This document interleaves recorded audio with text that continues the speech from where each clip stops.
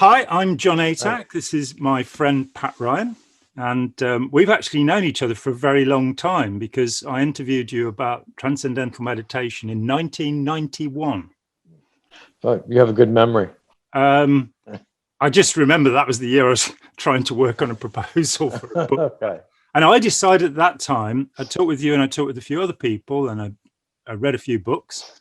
And I decided I didn't want to take the project on because while Transcendental Meditation appears to be this wonderful, benign, lovely group, which most people are not concerned about, I've found out some very alarming information. And as I was already being harassed by Scientology, I didn't want to sort of increase that. So I found out a fair amount about it, but have never really used that information. Right. And thankfully by now, I've forgotten most of it, I think. So tell me your story, how you became involved with Transcendental Meditation back in the last century. Yeah, so it was a long time ago. So for me, some of this is it's so far long ago. I'm 63 and I was 17 or 16 when I got involved. So that's a long time ago. I wrote for my high school newspaper. Yeah.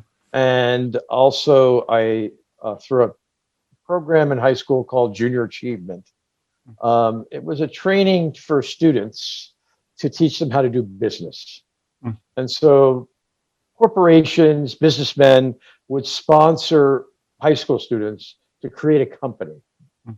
And through the year, you would, your high school year, you would start a company, you develop a product, a service, you'd sell stock to raise the money, you do the advertising. And at the end of this cycle, you either succeeded or you didn't succeed. So because I wrote for my high school newspaper, the Junior Achievement Company that was sponsored by the local ABC affiliate, television, created a company for students to sell advertising. So we sold advertising, which was aired like at 1 a.m.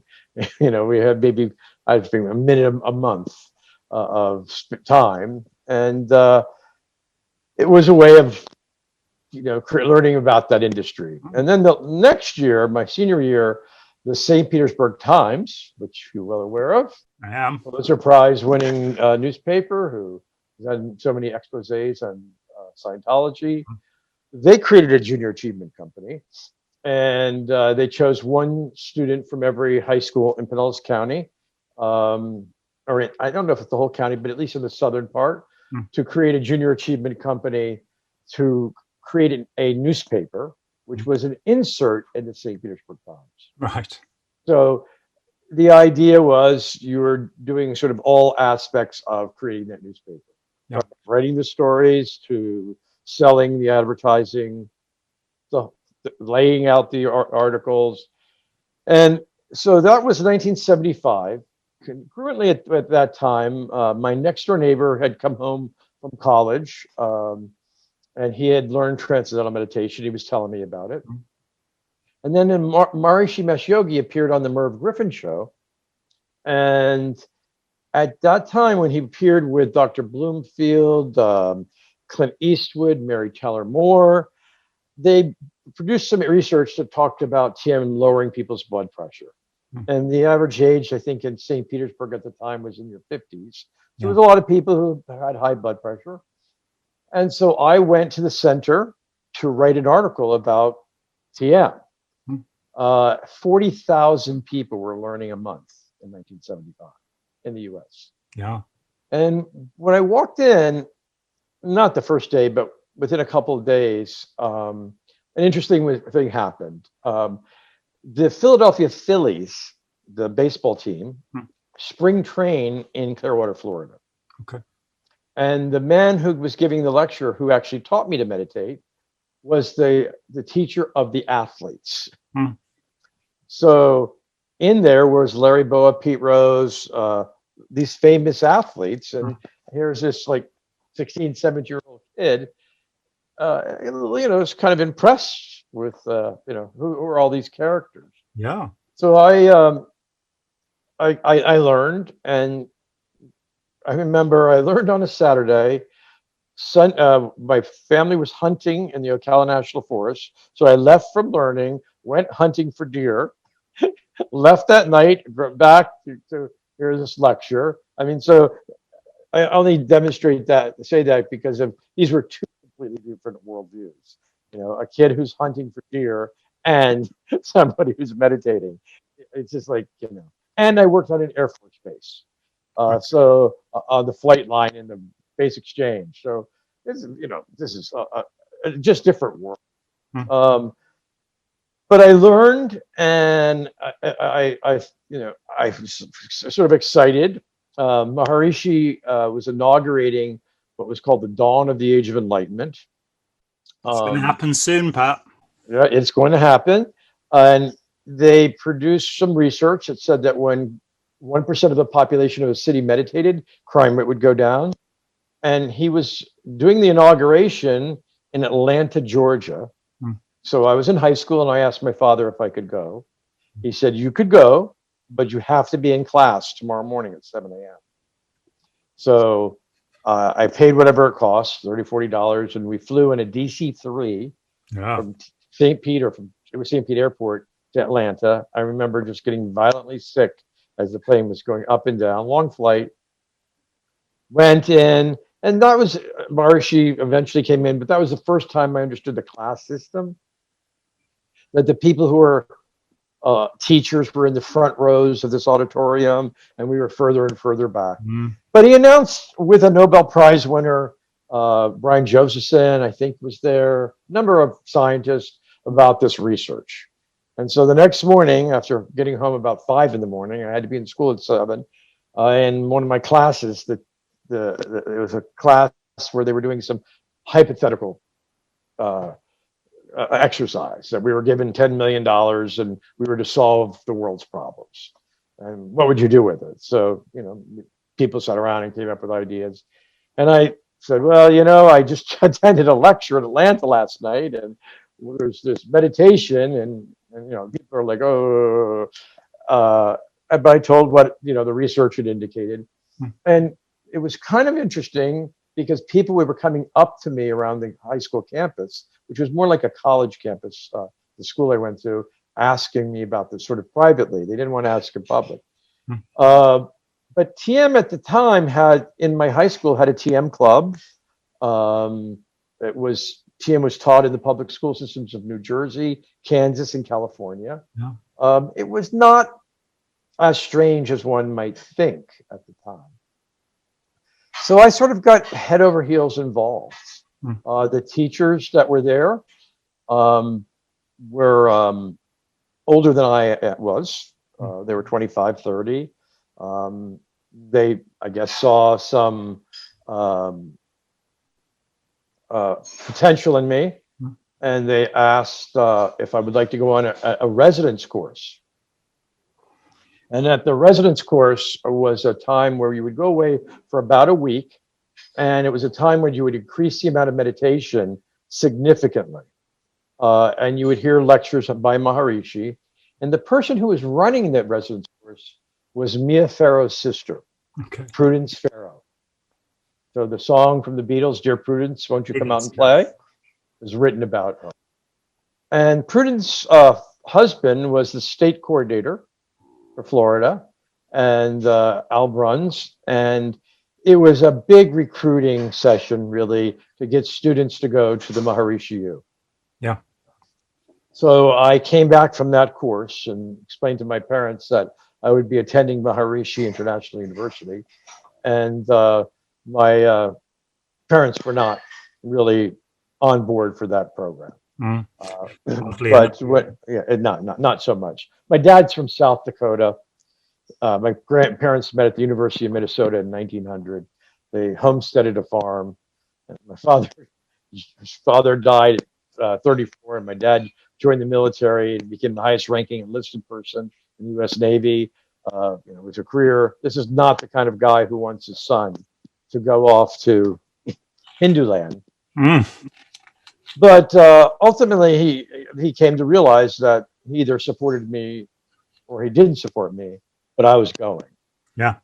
And so he chose to support me. And so I went to the Maharishi. I remember in September loading up my couple things funny happened. I was taking skydiving lessons and on the Air Force Base.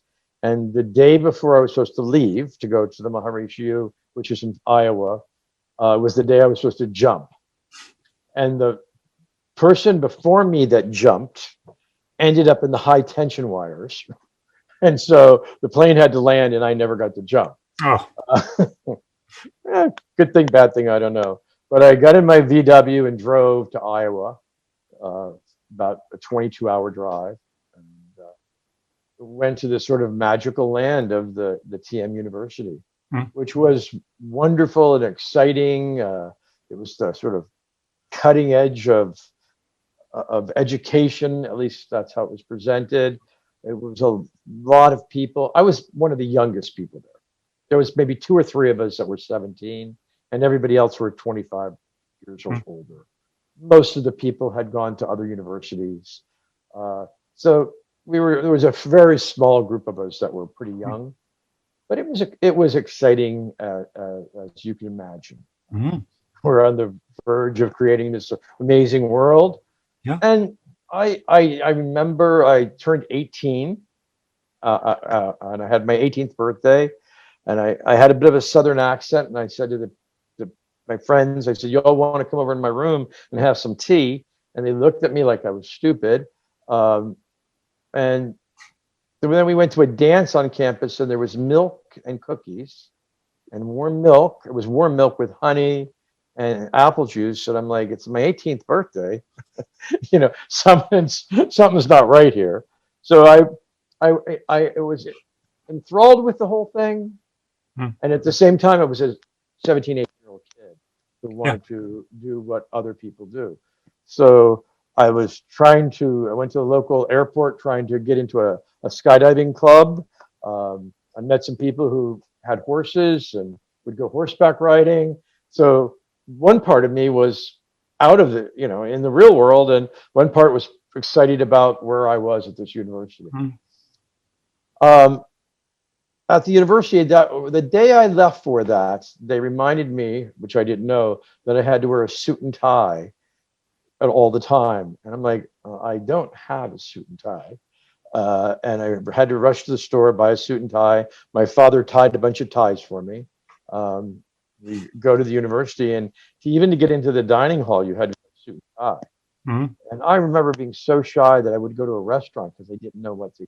I just didn't know. I was just embarrassed. Yeah. I was shy. And once I finally got into the dining hall after about a week, there were areas of the dining hall that were silent dining, where people had little like stickers on that said "in silence," which meant you couldn't talk to them. There was sort of a stratus of people, class by class, not grade, but social class, the status within the organization. And they did at that time serve cold cuts. So there was no red meat except for cold cuts. And I remember making a sandwich and sitting down at a table and everyone getting up and walking away. So the message, I started learning what was acceptable and not acceptable behavior. This is how I slowly got involved. So the university at the time was taught on a block system where you took one course at a time. So that what was good about that was when I took physics, the professor who taught physics came from CERN in Switzerland. The person who taught marketing came from Harvard. So they could bring in faculty from all over the world, because the courses were either 1 week, a month, or 2 months long. So you could bring in really good people. And so 90% of what we learned was good stuff. And then there was the 10% Maharishi ideas. So the idea was you go to school for 2 months. It's different now. They've changed the format. But at the time, and then you would go on something called a Forest Academy. And on Forest Academy, you were assigned a buddy. And you weren't allowed to go anywhere without your buddy. If you had to go to the bathroom during the class, your buddy would have to get up and go down with you. The classes were from morning to night, from 9:30 at night. At 9:30, you had milk and honey, and you were to be quiet and ride the waves of silence to sleep. Because at 10 o'clock, the angel train would come, and the doctrine started being slowly introduced. So on this last month of a course, they increased the amount of meditation to about 3 times the amount that we were doing. So how much would that be then? So I initially was meditating 17 minutes twice a day. Okay. Based upon my age. And this then became 20 minutes, four times a day, plus another couple more meditations. So this was a significant increase in meditation. And there were things, we were set in rows of 6. Each row of 6 was made up of 2 sets of buddies. Each row had a group leader.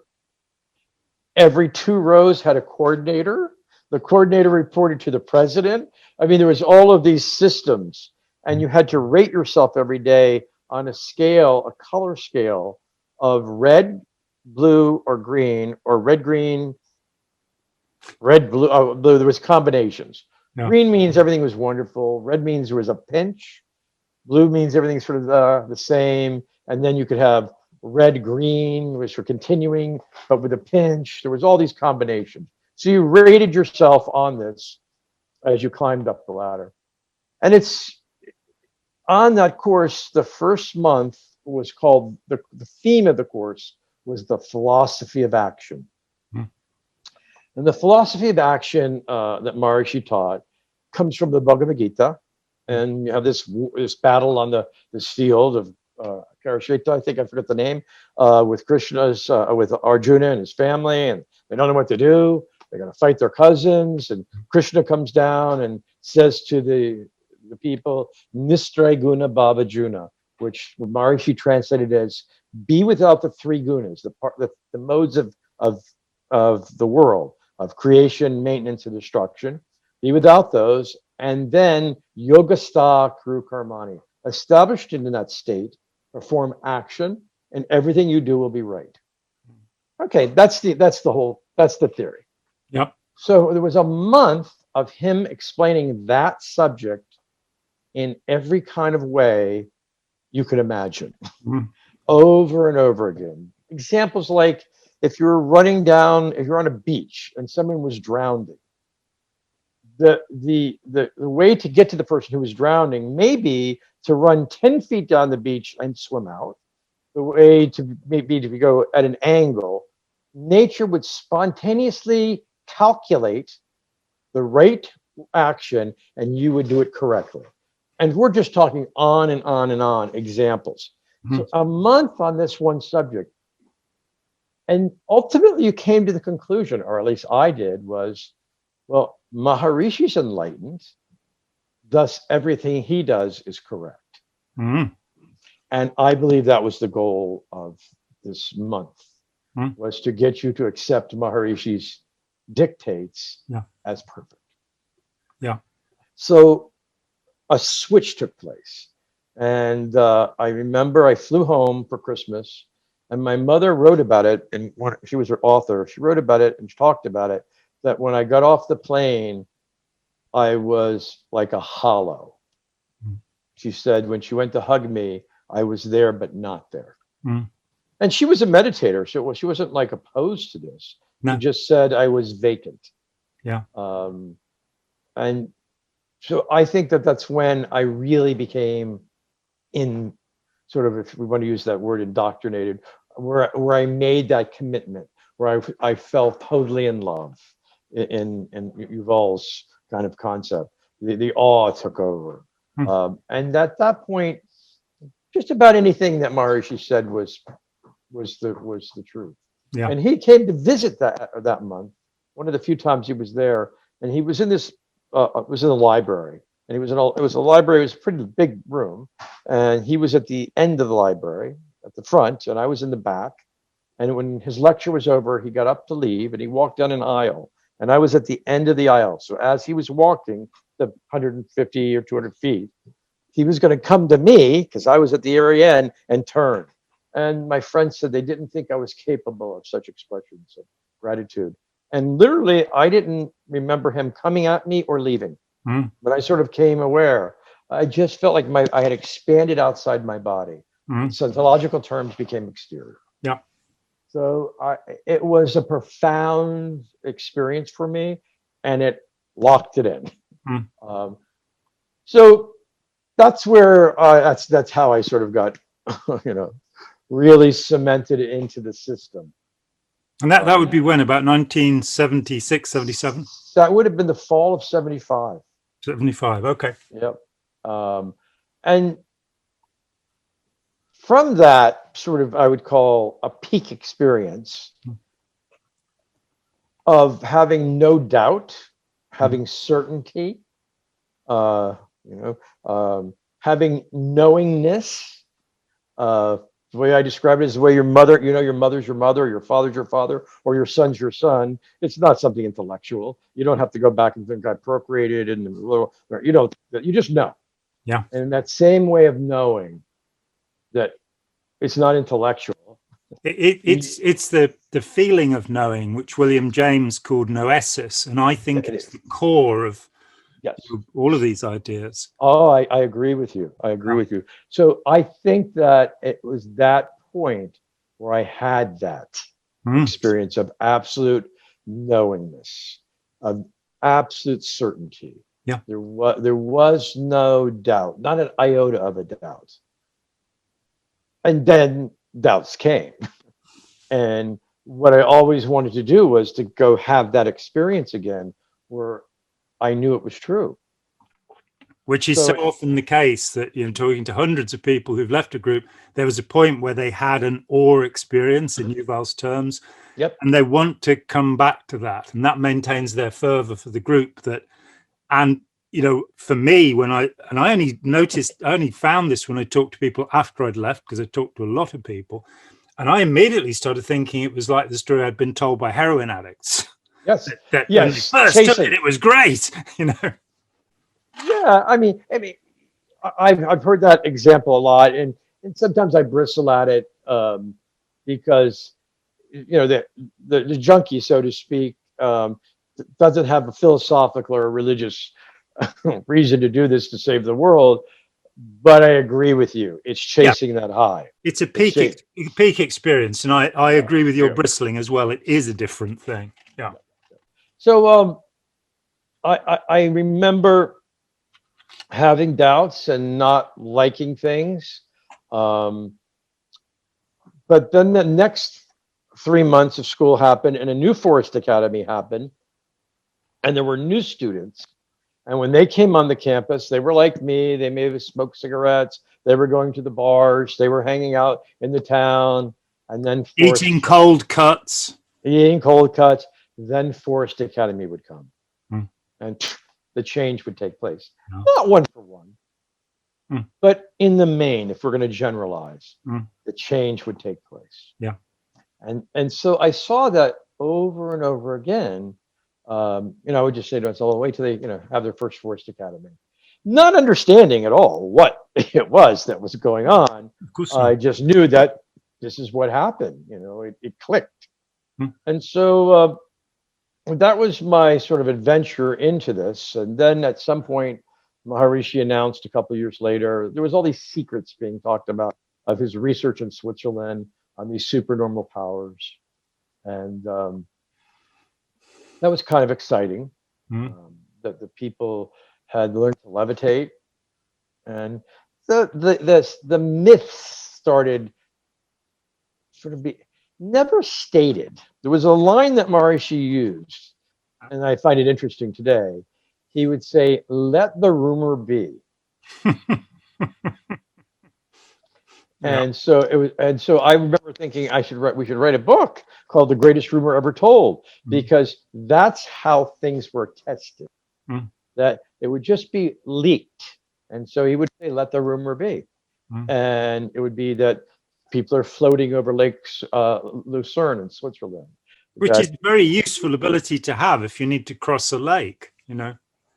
I mean, I've often wondered how good levitation, you know, whether levitation, because it's central to, say, Tibetan teaching as well, this notion that you'll be able to float. And Yeah. maybe that ties in with, you know, that when we get high and when we feel excited, we do tend to have a vestibular feeling, as Yuval points out, and we walk on cloud nine, we walk on air, we, you know. Yes, you all of those types of things. So this introduction of these, I don't want to call them supernova powers, but that's what they were called. The Sidhis. The Sidhis, yep. Siddhi means perfections.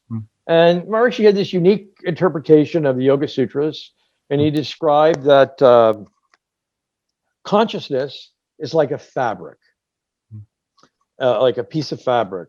And that Patanjali, the author of the Yoga Sutras, identified certain threads or sutras, that's the word, that there are, that if they're enlivened, the entire fabric of consciousness becomes enlightened. This is the metaphor that's used, and the metaphors are, you know, what often run the show. Yes, so often, yeah. So that Patanjali, a couple thousand years ago, identified these particular threads or sutras that, if they were used, they would enliven consciousness. So it came time to be that we were going to learn these programs, and it was a 3-month-long course. Which was the shortest it had ever been. Before that, it was 2 years, a year, 6 months. It was a very special course.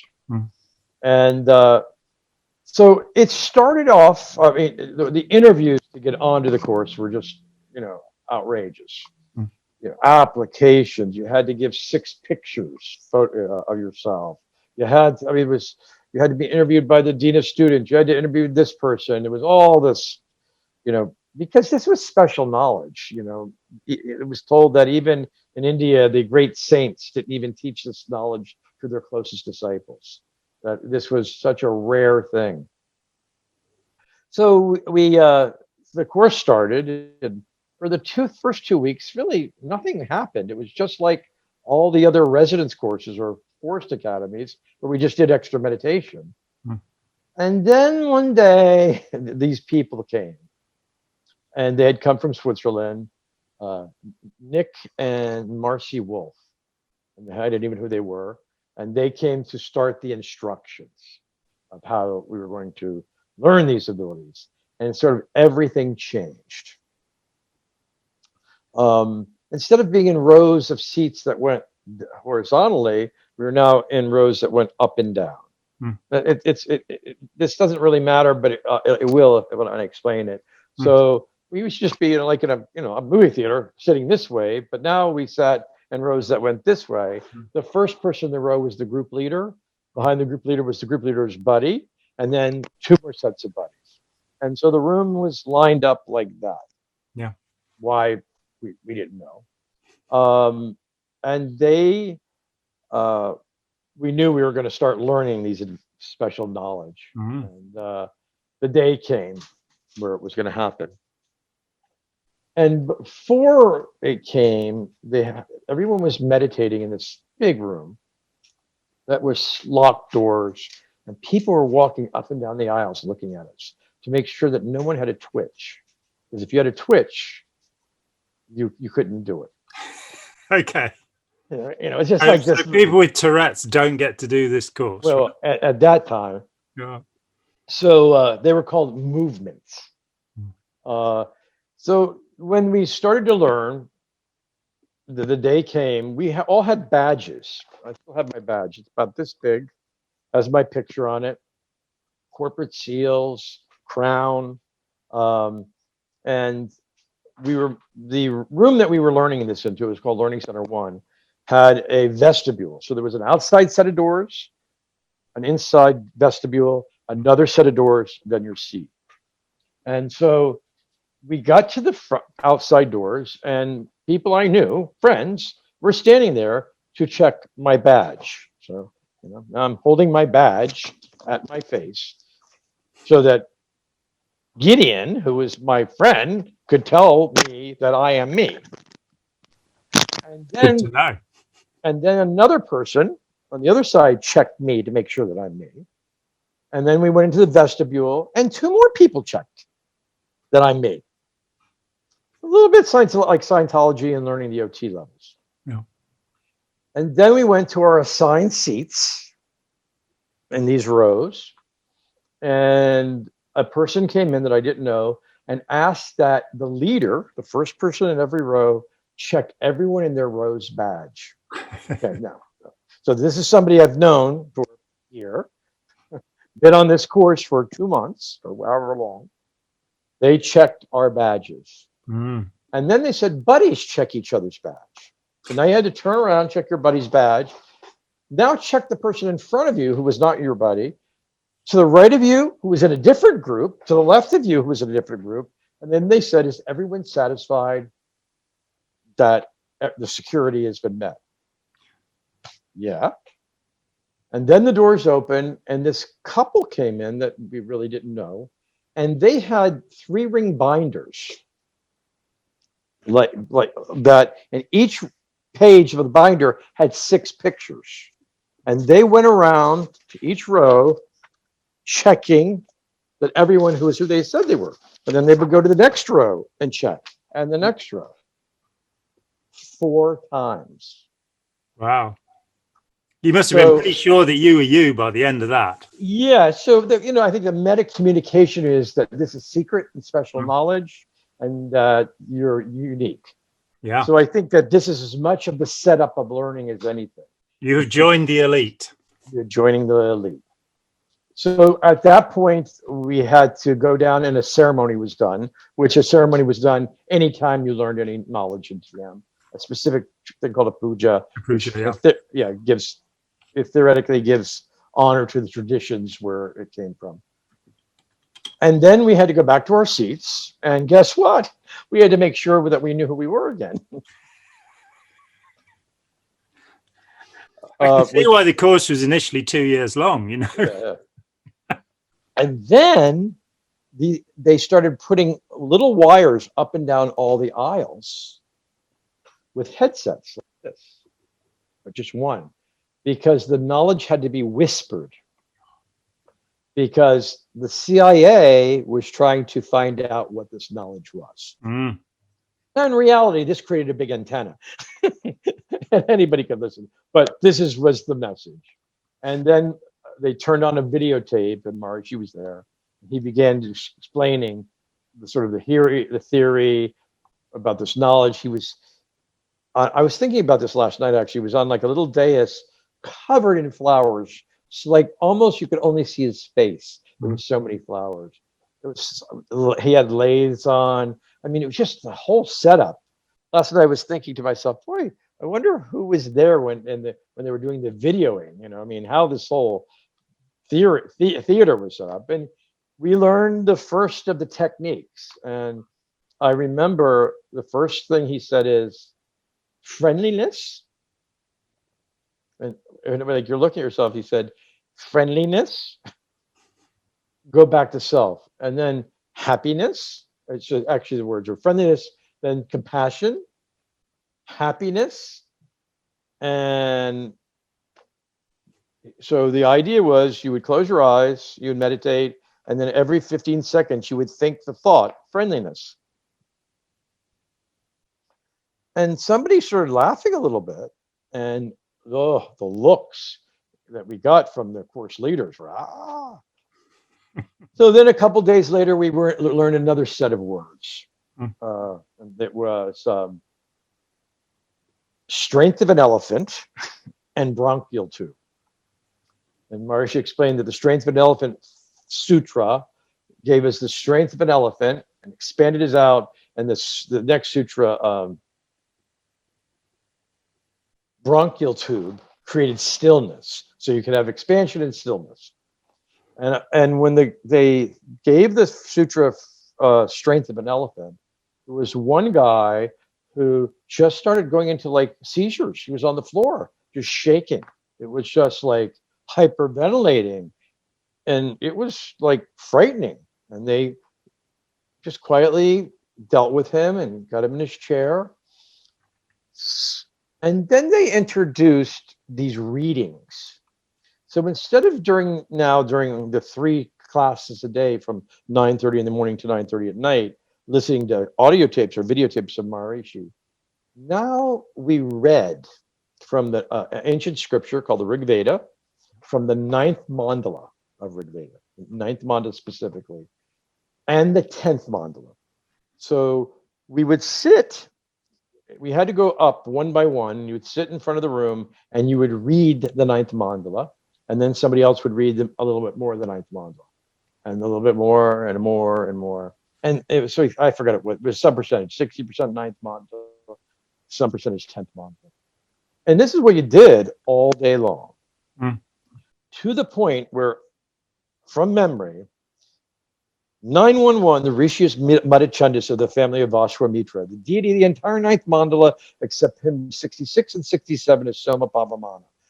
Flow Soma in a most sweet and exhilarating way, used for Indra, the all-beholding, the destroyer of Rakshasas, and stepped upon his gold-smitten birthplace. United wood with wood, and I can just say it. Yeah. I heard it so many times. And when that started happening, people starting to having very strange experiences in their body, shaking, verbalizations, screaming, heads going like this. When you scratch a dog and its paw starts going like that. Yeah. My friend Eric, he started barking like a dog and doing that. It was just like, it was crazy. And we thought we were releasing things from our past. We could have come to any conclusion of what was happening. Ultimately, we learned all of these words, and then the day came we were going to learn to levitate. And we knew that was about to happen because they moved foam rubber into our dorms. So on the lower levels of our dorms, there were rooms that were filled with foam rubber. So we knew it was coming. The pinnacle. We were going to learn to levitate. And I remember going in that day, everybody think we had yellow roses or white roses, because you had to make an offering to this altar. And Maharishi, the tape came on, and Maharishi said, "You are seated on the foam." And I'm like, no, we're sitting in chairs in a classroom. Like, did they have it wrong? Because the tape was probably played to people at some other course where they were on foam rubber, but we were actually in a classroom in chairs. And he said, "So you want to learn to fly?" And then he explained everything we had learned before this, because what helped us, because when we learned to fly and we'd be flying through the universe, one of these techniques was to learn the arrangement of the stars, the motion of the stars, things to heal your body, supernatural powers of hearing and touch. There are all these kinds of little powers you learn that you needed them when you were flying through the universe. You do. You know where you are. So he told us this formula, secret formula, which was relationship of body and akasha, pause, lightness of cotton fiber. Relationship of body and akasha, lightness of cotton fiber. Now, do you want to explain akasha? Akasha means space. Yeah. So the formula was that the relationship of body and akasha, the body takes on the quality of space. And lightness of cotton fiber, this little extra phrase, was when you take cotton and you open it up, it's like the pieces go in the air, and it's what makes you go up in the air. So you become space, but you go up in the air. That was the formula. And there's a theory behind why these words would do this, and it's. We don't have to go into the philosophical basis. If you're interested, I can explain why theoretically this would work. So we went back to our dorms. I was in a dorm of 25 guys. We named it Daedalus Air Force Base. We really believe this. And so we all sat down after learning, and we meditated, and then we started repeating every 15 seconds, relationship of body, quietly in your head, lightness of cotton fiber, and nothing happened. And so after about 20 minutes of that, we were called back to the big room, and they asked who learned to fly, who took off. And a few people did, but there were people that were like, why did they take off? That guy's a real jerk. He's not like spiritual. and I think in some ways this started leveling the room, Mm. because there were people that you maybe didn't think were maybe the sharpest tack. I don't want to be arrogant, Mm. and they could fly. They were flying, and you were halfway intelligent, and it wasn't happening to you. And you started questioning. You started thinking things like, they told us to be in bed at 10 o'clock, and I think I went to the bathroom at 10:01. Maybe that's why I'm not Now, what flying. did I do wrong? What did I do wrong? And this went on for days until now everyone in my dorm was 18 to 30, except for one man who was an old Jewish man whose son was the vice president of the university, and he got his father on this course because it was at a price for students rather than the price for, and it was thousands of dollars cheaper. So Mr. Fox How was much there. how much did the course cost? Do you It remember? was, yes, it was $1,407, Okay. because that's what it was, because it was a university, it was an academic course, they couldn't charge more. But if you had learned it and you weren't at the university as a student for X amount of years, it would have been thousands of dollars, maybe Yeah. $5,000. So the day came where I was sitting on one side of the room, and this room probably was 25 by 25.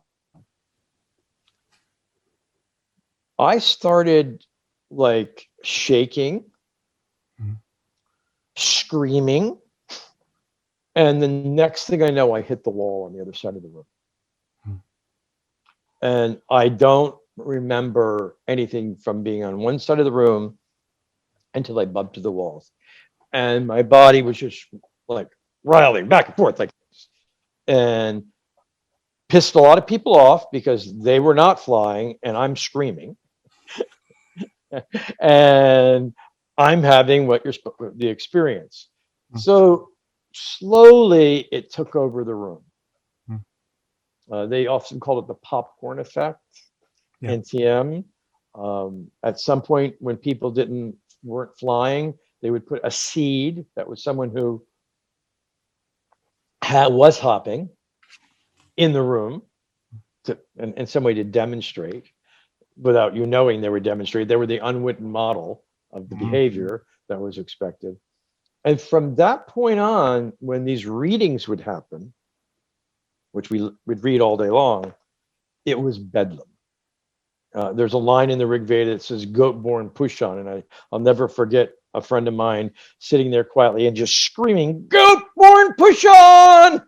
And then I was sitting in the back of the room and I started hitting my head against a brick wall, and somebody put a pillow behind it, and it was just bedlam of just. I joke sometimes it was like the cross between Invasion of the Body Snatchers and The Exorcist 2, and we knew this was spiritual. Mm. People were walking around the campus with pillows so that if the desire came to scream, they could put their head in the pillow and scream into the pillow. It was absolutely crazy. In retrospect, thoroughly exciting. For those people who had this effect. And there was one guy, I'll never forget him. It sometimes brings tears to my eyes when I think about him. He was a paraplegic, and he was in a wheelchair, and he was looking so forward to learning to fly because he would be able to move. Yeah. And it was kind of sad because he was like hopping by pushing himself with his hands off. Mhm. It just was sad because that belief that's so strong that this is going to happen. And the people who told us it was real were Nobel Prize winners and Lieutenant Governor of Pennsylvania and famous physicists and doctors that you trusted. And then, you know that this guy's not going to fly. No. And that was sad. Mm. So I had those internal experiences, those intense experiences, and those were the things that I think drove this, my commitment a little longer, Yeah. even though they faded really quickly. Instead of it being spontaneously flying across the room, so to speak, you didn't fly. Your body was bouncing up and down. But instead of the subjective experience being that, you're starting being told when you have the impulse to fly, go with it. Uh, there were in the big rooms where people flew, there were fast lanes and slow lanes because people would fly into people, break arms and things like that. You know, a big guy bouncing along at a good pace could hurt somebody. Mhm. Um, and it was just bedlam. Like there was a curtain of sheets between the men and the women, and on the other side of the woman, on the other side of this sheet, not far away from me, there were the women, and the women were like the sounds that they were making were like they were having orgasms. Yeah. The men were screaming, and I started baaing like a sheep. Bah, bah, bah. And I could hear somebody on the other side, kill the sheep, kill the sheep, kill the sheep. I mean, it just was crazy. And at one point, sometime into it, Maharishi came to visit, and he came in. We didn't even know it was there, and he was watching everyone fly. And he started asking the question, "Why are you making this noise?" And he just said simply, "Noise is no longer necessary." And almost like that, it stopped Mhm. for most people. Mhm. So they had a loud room, but from most people, it was a quiet space from that point on. And that's the power of that, the leader, the authority, giving instructions, what was expected behavior and acceptable behavior, and the thing that would maybe prove to you that it was real Mhm. was one thing, and just like that, it wasn't. Wow. Um, so for me, that was in some ways the beginning of the end. I Mhm. was there for another couple years. I started having lots of doubts. In fact, I wanted to leave. Yeah. And I remember calling my sister and saying, I can't stand it here. And my sister would say, you have to graduate. It's an accredited university. And dad spent 50 grand or 80 grand or whatever it was. And you're staying. And I'm going, but it's driving me crazy. And they're going, you're staying. You got to get your degree. You're 6 months away from that piece of paper. And the fact is, I have friends who went from MIU, Maharishi International University, to Harvard, to medical school, to the best schools in the world. I mean, it wasn't like it was just like, okay, this is a crazy university. It had a crazy part, but people did go on to, become very successful. Mhm. So there was like no choice. I was going to finish it, even though I hated it, and I really didn't like meditating anymore. It was not. It was a drudgery. The excitement was gone. We're going to save the world feeling was gone, and it started becoming very rigid. Have I remembered rightly that when we first met, you were still suffering from tunnel vision, which you attributed to the Yeah, too much uh, meditation? too much meditation. I remember I had very difficult driving. Anytime I would go over a bridge or anything that had narrow walls, Mhm. I would just space out. Uh, so I became a little phobic about going over bridges. I remember going over the Verrazano Narrows Bridge and just I can't do this. Yeah. It's just because or on roads where there were barriers. I would it was difficult, but it was exciting and not exciting. And Maharishi was sending people into war zones to stop wars by having groups of people fly together in Iran, in Nicaragua, in Mozambique, in Lebanon, Israel. Um, so there was like on one side they're telling you we're doing all this stuff, on the other side it's not real. And Mhm. there was a key thing that happened in the student union in the dance floor. Someone had broken in and stolen the speakers, And these were the speakers that the students had purchased, from the student union budget. And I remember very innocently going to the dean of students and saying, "Do you think maybe these were the advanced people, they call the Council of Executive Governors, they could do the sutra for finding things that are lost?" Because there's a sutra for finding things that are lost. And just that response back, the look, told the story. So there was all this written stuff about how people found things, but this is a very practical thing. We probably spend $4,000 or $5,000 on this. And why can't they find it? And it was those little signals that you either pick up on or you don't pick up on. When you're in elation and excitement and you're focused on a goal and you're achieving, that wouldn't have made any difference. But when it wasn't there, there becomes a little sort of chinks in the armor. So it's 1978 is when I learned. Jonestown happened in November. And that I was at the university, and that was the first time I missed a meditation. I was convinced, I was like freaked out. Of course, I wasn't going to tell anybody I was freaked out. So that Christmas, I soon after, I don't remember when it came out. It would help me if I knew the date when the book Snapping came out. Tom Wayne Siegelman, yeah. Yeah, so I don't know what year it was. I think it was 78. 78. I mean, it would have been pretty quick because Jonestown happened in November. November. Jonestown, yeah. I've just dug out the second edition. And the first article was 76. Okay, so it's very conceivable that my memory is correct. It was either Christmas or Easter. I went to visit my sister in New York. And I'd read in Snapping what happens to people who are in cults. How cults don't let you sleep. They do sleep deprivation. They give bad food. There's all these kind of qualities that were listed. And that wasn't true. We had to sleep 8 hours a day. In fact, you could be late to class if you didn't get 8 hours of sleep. There was gourmet food.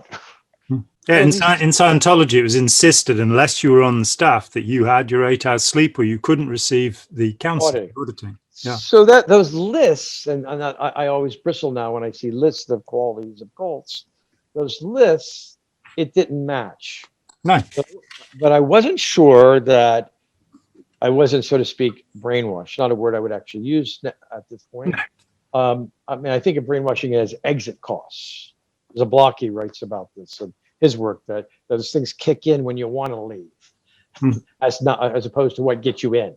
Yeah, and I think that that's accurate. I tend to restrict the use of the word brainwashing to the Chinese re-education program, from which through Robert J. Lifton we've learned a great deal. But what happened in that program, and is still happening in that program in places like Xinjiang, is not the template for every group in the world. No, it's not. The process is far more subtle and includes, social proof that as you say, that when Mahesh says you're making too much noise, the social proof kicks in and you now comply with the group. And there's no hypnotic process involved in that. No. But there are hypnotic processes involved in other ways. Of course, in Scientology, we learned how to perform hundreds of the damn things. Well, we could explain the way Tianmin learned and all this. This is all hypnosis, how it was set up. But the idea in my head at that time was, am I being brainwashed? So I went to New York City to visit my sister, and I hung out in front of the Penn Station, right across from the New Yorker, and got recruited 3 times by the Moonies, because I knew what they described happened to them, and I just wanted to see, does it happen? This was brainwashing. So I went through their lecture series 3 times over a 1.5 year period, and they knew me enough that if I was in New York City, I could stop in on the side of the building of the New Yorker. They had a drop-in coffee shop. I mean, they knew me by name. I went that many times, but everyone talks about, the Moonies get you. And I'm like, but it doesn't. it didn't. Now, maybe that's because I had some kind of commitment to one system and not another, but it didn't seem as powerful as it was described.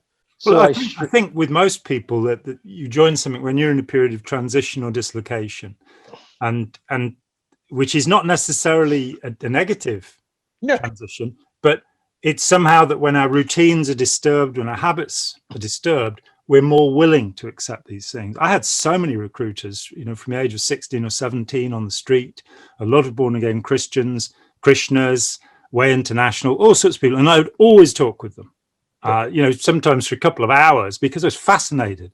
I even went to various Christian churches, and I stopped believing in God at the age of 13 to see what they believed and how this went on. I remember sitting and talking with a Methodist minister, with Catholic priests, with Christadelphians, and none of it had any effect upon me.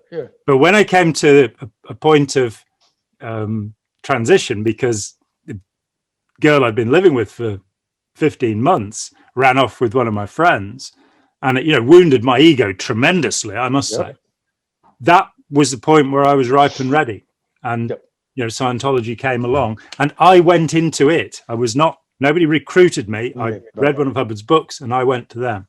So I think people want to make a sort of a checklist, as you say, that is, so many people, you must have had it. My son is involved in this. Is it a cult? And my answer is always, is it harmful? Right. Because I think that Michael Langoni asked the question back: is if I didn't give you the label, it's a cult, would you be concerned? Yeah. So I was really curious about this brainwashing thing, and I just kept on comparing it to my experience, and it didn't fit. No. And fast forward to 1983. I lived in Philadelphia in a community of TM people. I had a business that all these TM people worked for me. I had 27 retail stores. I had 125 employees. The money was mine, but Maharishi was going to get a piece of it. And my sister joined a cult. And my parents really were quite upset. It was called the Way International. Yep. And she had 3 children. And so she had met them. She was 27, 28. And in 6 weeks, she was head over heels involved. Yeah. So she took her kids out of Catholic school, which means nothing, but it does. You're interrupting children's lives. The crosses came off the wall. Mary was no longer a virgin. Jesus wasn't born on the 25th of December. All these things don't matter. But these were the proofs to her. And she began cutting everyone off that criticized her. Yeah. And I had conversations with her, and she's just a crazy Christian nut. And I was like, I'm just a good Hindu. I had the truth, and I could put up with her. And my father called me, and he said, Pat, I want you to come home and talk to your sister. And I'm going, Dad, she's crazy. She's a Christian nut. And he said, no, but I think you can reach her. I'm like, you don't understand. She's crazy. And he said, look, I have supported you in every desire, every endeavor you've ever wanted to do. You wanted to go to Maharishi U, I supported you. I'm asking you to come home and talk to your sister. So I said, okay.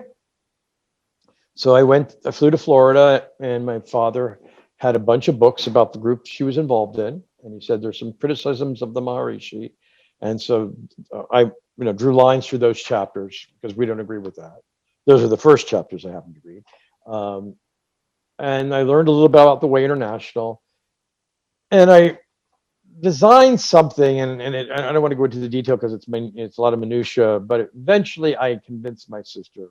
But I had a friend in Philadelphia that had been a very high-ranking member in the Way, and that it might behoove her to talk to her, because if she's devoting her whole life to this, just might be a good idea. Now, what I just described took about 2 days, but it was done in a very gentle and kind way, over dinner at nice restaurants. Nothing that was like mean. So I did tell her something that wasn't absolutely true. I really didn't know this woman. I'd spoken with her on the phone. Her name was Lois Patton. So Lois, my sister came, and Lois arrived at the door, and I think I gave her a hug, my friend Lois. And Lois sat down and began talking to my sister about the Way International. And as she went through how the way was structured, how manipulation can take place, how techniques of disguise techniques of hypnosis can be done. She began describing, lifted in a very general way. I was sitting there going, oh, shit, that's what they did to me. So as the days went on, this was totally focused on my sister about Crazy Christian, the Way International. I could see the similarities. They were very much what I experienced. Yeah. And so at that point, I gave myself permission to start asking questions. So that process of listening to her, what happened with my sister, gave me the permission. Yeah. And the permission is started by like searching out faculty members that were there and then they weren't there. And there were people whose books were in the library and then they were taken out of the library. And people who were on videotapes who now, when they spoke on a videotape at a big lecture, a rose appeared, not them. You know, how people were edited out. 1984, down the memory hole. You got it. No. So I wanted to find them and I started searching them out and asking the hard questions. I did the same thing with leaving Scientology. I found the people who'd been declared suppressive and decided to talk to them. And one by one, it just shocked me more and more. These were the people I spoke to were really friendly and really helpful and very specific in the information they gave, not at all what I'd been led to believe. Exactly. I remember this one guy that I felt really bad for. He had given his life. And, you know, the people who were around Maharishi, they were called 108s. 108 is a spiritual number in Hinduism. And so the 108s, there wasn't actually 108 of them. There could be 60 or there could be 300, but they were called 108s. And they were people who were independently wealthy. Yeah. So they were the staff. So rather than Scientology, you go on staff. You'd have to have money to go on staff because you'd have to pay for everything. Your transportation, your housing, a fee for working for them. Yeah. it's a different sort of setup. But one guy, Billy Clayton, he described over the years where Maharishi would declare somebody a CIA spy and tell them, go back and tell your controllers what you've discovered. And they would be shocked that, you know, like Mary was a CIA spy or John was a CIA spy. I mean, how was that possible?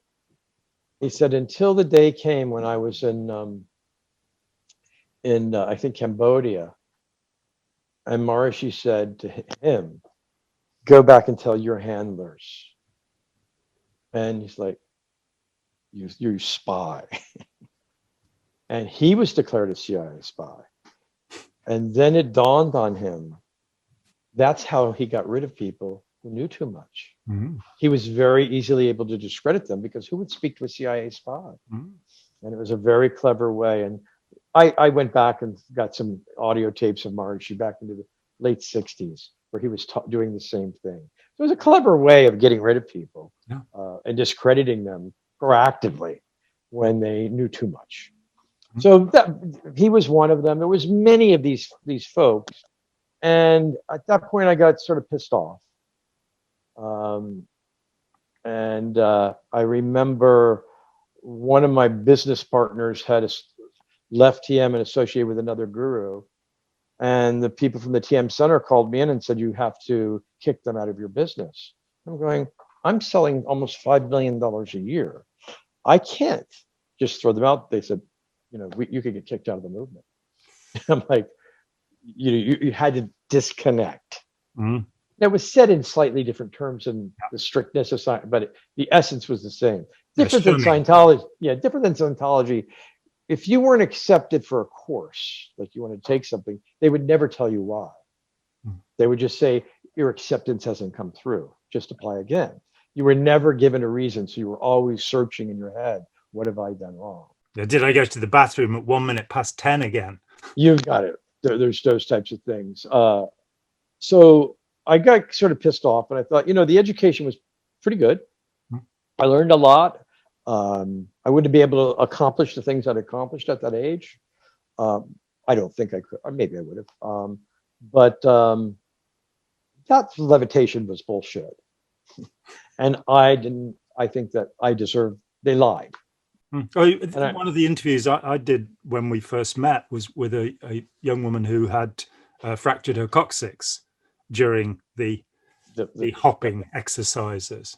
And she was paid a serious amount of money to be quiet, I believe. Well, there was a thing, I think it's at the University of Iowa, which is 60 miles north of Fairfield, where they described levitators back from the compressions that happen. I have injury from that compression. Yeah. But I was pissed off and I wanted my $1,407 back. And I called them. And I knew, of course, by doing this, I would not be, in anymore. You'd be a CIA spy almost immediately. I'd be a CIA spy. I had applied for a course in India and I wasn't accepted. And the reason why I wasn't accepted is because I was burning the wrong brand of incense. Bad mistake. Big mistake. It was like, so, I mean, I found out all this later. I didn't know it then. No. So they refused to give me my $1,407. And they said, then sue us. So you did. So I did. And filed a case in federal court in Washington. And that was years and years and years of work. Also a young man with a lot of testosterone who didn't mind picketing anywhere I went.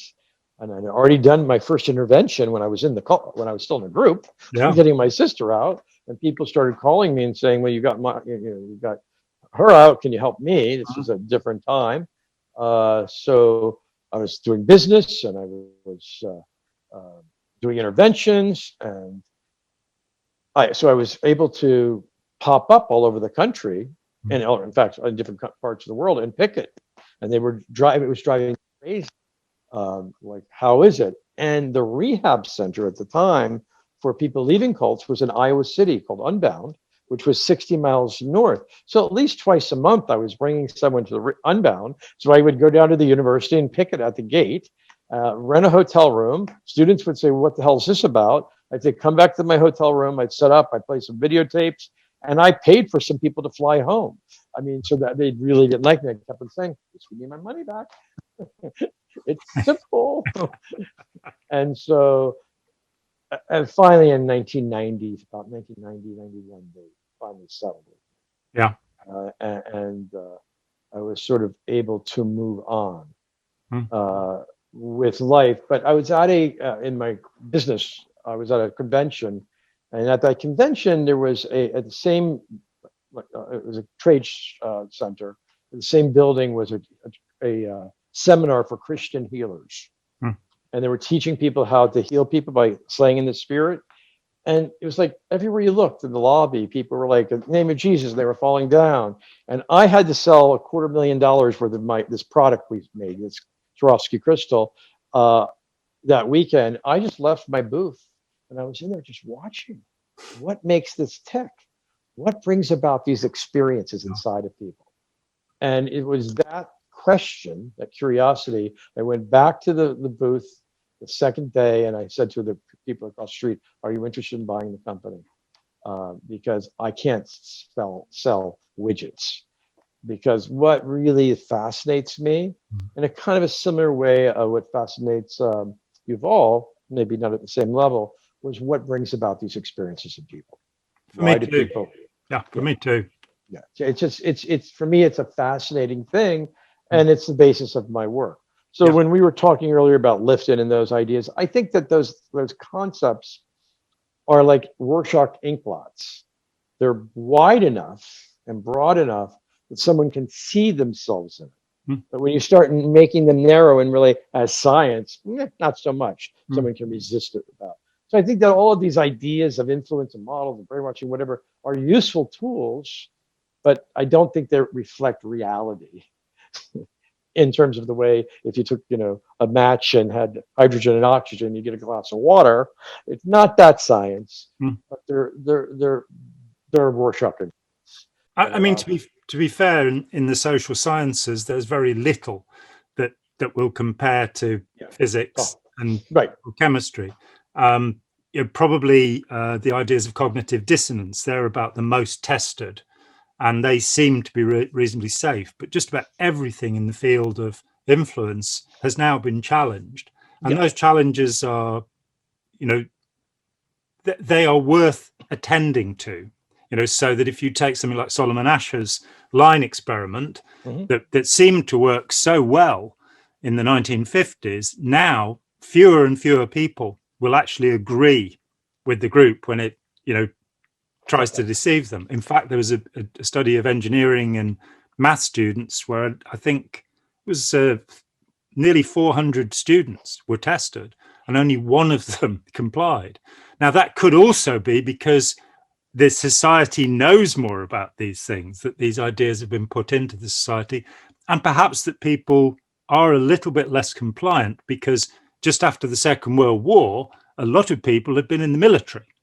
And, there are so many different, and a lot of the tests were done on American students, so they don't culturally cross over. There are all sorts of reasons to challenge these ideas. And the complexity of influence that, at one end you have, I'm swinging a watch and counting and you're going under. And that idea, which is, okay, scene stage hypnotists do that, but I never experienced anything like that in 9 years in Scientology. What I did experience was states of reverie, as L. Ron Hubbard calls them, which is a term he borrowed from hypnosis. He was a very skilled hypnotist from the age of 16 right to being 40 years old, where he starts Dianetics. He'd practiced it. He boasts about it. So there is some of that, but you've also got such a spectrum of forms of influence. And there's a perversity in this for me, which is my interest was in enlightenment. Before I became involved in Scientology, all the time I was involved in Scientology. And for 20 years beyond that, I was interested in this concept that you could, straighten up and achieve this equilibrium where nothing would faze you. And eventually, and I'm 65 now, I was probably in my early 50s, and I was not associated with any other organization after Scientology. That it seemed to me that all of the guru groups were just pretending, none of them interested me. But I was still focused on this idea that one day I'd wake up, and I'd understand what was going on. And then gradually it slipped away. And I realized that what was important was firstly, accepting reality, and secondly, having the best possible relationships with other human beings. Yesterday I was working on an intervention, and the person we're working with said to me, I get the idea that you don't have a deep spiritual belief. And I've heard this many times. And my response, and it triggered what you said, was, I can't figure out how that I can talk to you, that we're having this dialogue. There's so much mystery in that interaction and so much fulfillment in this interaction that's satisfying enough for me. Because that's a mystery that I can't figure out. I don't need any more mysteries. That's just for me. It's as if people are desperately trying to get into the future rather than accepting that they are in the now. And when you read the mystical teachings, that seems to be what most of them are saying, And I went on to explain to this woman that I see that we're talking about particular philosophical systems. I said, I see them as aesthetic, as art. And as Joseph Hart says. And yes, like Joseph Hart. Well, Joseph Hart and I, probably did, 50, 100 interventions together. So we were close friends. He helped build my house. I'm looking at art all over my house as we're talking that Joe did, but it's aesthetic.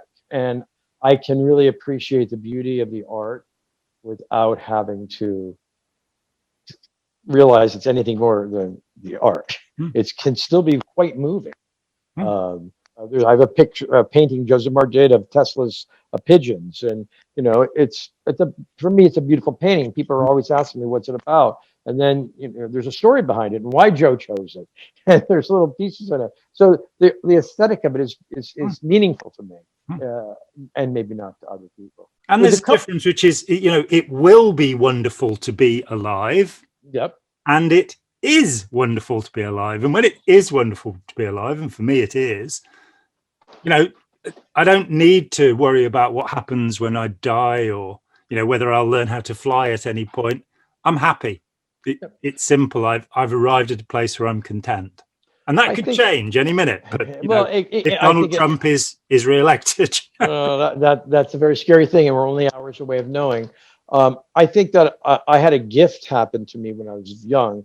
I had cancer that went on from my late 30s and into my 40s, and misdiagnosed for many years, and I was very sick. And on the other side of that, when it was discovered that I actually had cancer, Slod, I've had a pretty fulfilling life. I've done things that, at 38, 40, that probably most people haven't done. I've sat and talked to royalty in their houses. I've been in famous rock stars' houses. I mean, not that this means anything. I've ate with people on the street that were bag people. In some way, I've had a charmed life. Yeah. At least for me. Maybe it wouldn't be for somebody else. So sometimes when I think you have that existential issues, maybe earlier in life, it puts things into perspective. Now, that held on for a long time, but now I'm 63 and it doesn't work as much anymore, because I'm going, I'm 63, 80's not far away, and that's not a good thing. But it worked for a long time for me. There's a couple things that you said that I took notes. I can't even read my writing. One is was about Dr. Singer. Yeah. And hypnosis, because we could have a discussion about how TM is hypnosis, and how when you teach it's hypnosis, and the setup for the hypnosis that takes place in the introductory lecture. I mean, it's quite fascinating actually how it works. But one of the first in the research on TM, the first chart of scientific research shows that hypnosis increases one's metabolic rate and TM reduces. They make a distinction to tell you it's not hypnosis. So I remember Margaret was the expert in my case, provided expert testimony. And I was at her house, and she was doing some interviews with me. Joe Zimhart happened to be there also. We were attending a conference by the skeptics in Berkeley. So Margaret had to do the MMPI and a few tests. We were doing some long interviews. And we came around in this interview to this question. She mentioned, I was telling her about the kinds of experiences that, I was describing, and that these experiences, even though I had quit and I was no longer involved, they were happening still. Yeah. So I'd be like in a movie theater, and I might feel like bolts of lightning, going through my spine. Randomly verbalizations would come out, and I just couldn't figure it out. And so for me, it was like, does that mean it's real, not real? So she brought up this concept. She said, do you think maybe there could be potentially some hypnosis involved, and maybe some triggering kind of thing? And I'm like, no, absolutely, because I can't be hypnotized. And that's one of the things that TM, she said, really? So she said, so if I was going to hypnotize you, do you have any idea what I would do? And I said, no. And, she was sipping tea and eating toast at her kitchen table. And so she started telling me this story. And then I remember her telling a story about going down from the 13th floor to, I don't know, the 8th floor of some building. And then the doorbell rang, and Joe Zimhart walked in, and I was laying on the floor. And Joe said to Margaret, why is he laying on the floor? She said, well, he thought he couldn't be hypnotized. And I thought he needed to learn a lesson. And so she said to me, you have a vulnerability from practicing meditation so much. Yeah. You have a very easy ability to go into those suggestible states. And so she said, when you go to movies, what's it like? I said, if I go to a movie, I'm so absorbed in it, but when I leave, I can't tell you what happened in the movie. Yeah. And so she started pointing out the things that had become very empathic, so to speak, with the environment that I was in, and that it was a vulnerability, and that I should be aware of that vulnerability. And if I was experiencing certain things, get out of that. And I said, well, now it's time to talk about why, when I'm in a movie or something, do I start shaking? And she tied it, accurately or inaccurately, that in these large groups of flying rooms, I was in one with 8,000 people, there's a lot of this going on. Hyperventilation. Hyperventilation. And so we determined the sound of a sigh was the thing that was kicking this off. Mm. And just when I became aware of that, accurate or inaccurate, if maybe this was just her suggestion and her technique, that the sound of a sigh was the thing that triggered it. Mm. She said, if you listen and you find a sigh and you feel it happening, start labeling it. Yeah. Label it. And the act of labeling it will stop this. Mm. And it did. Mm. It took a little while. And we made other suggestions like don't jog, don't do Stairmaster, don't do running. I mean, bicycling. She said they're hypnotic. You go into states, lift weights where you're feeling each muscle. Mm. She just sort of switched my youthful workout routine. She said these are the things that probably make you go into those states, and these are the things that don't. And so there's a videotape. I'll send you a clip of it. Michael Langoni calls it, we label it spiritual Botox. And it's a video of me 4 years after I left the TM movement and stopped meditating. And I'm a pretty animated person, as you know. But on this interview, nothing moves. I am the most still person there is. And so I labeled it spiritual Botox because the difference was so amazing to me, because I am an animated, talk with your hands type of person.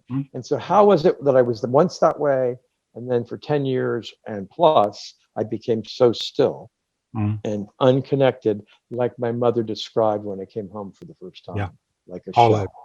Yeah. And I can't read the other thing that I wrote that I was going to. Well, on the point of hypnosis, I some years ago started to feel that the words were getting in our way. So you get this big argument about whether we should call things cults or new religious movements. And when we were at Manchester last year, it just so happened that Eileen Barker, Professor Barker, came to my talk, which I felt was sort of a privilege, really. We've not had any contact. She used to send all of her Scientology referrals to me in the early 90s. So, I didn't talk with her. I didn't need to. These people came to me and I did what I could to help them. But she was in the front row, and I put it to her that, would it be okay, because I talk about not cults, because I think the word's very precise. It means that one is invested in an idea or a person, and, utterly. And that needn't necessarily be a bad thing. So as it's possible, as I talk about destructive or dangerous or harmful cults, could we talk now about destructive, dangerous or harmful new religious movements? And I think, she was a little bit shy, and she just went, And that I wasn't able to create any dialogue with her, unfortunately. But another of these words, cult, is such a trigger word. It makes people believe something. Hypnosis, exactly so. So I went and got the Oxford Handbook of Hypnosis, which is way too big to read, and found there a definition of hypnosis that I adopted immediately, and that was guided imagination.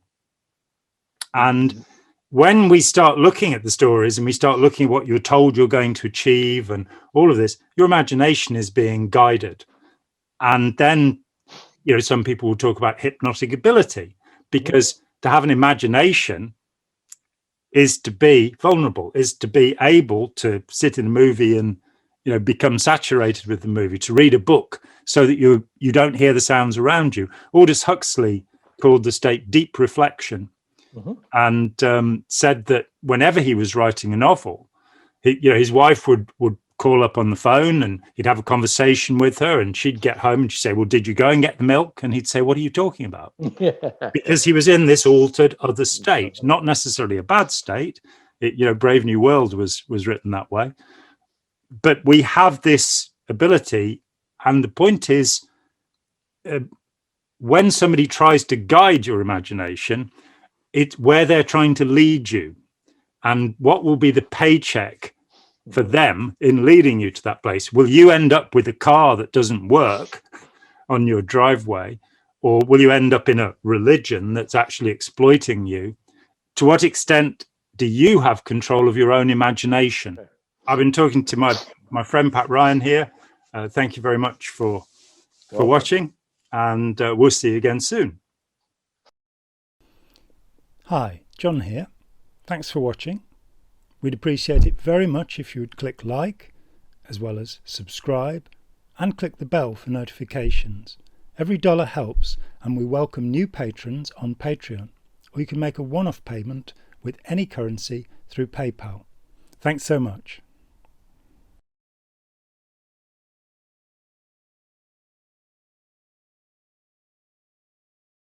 You are seated on the foam.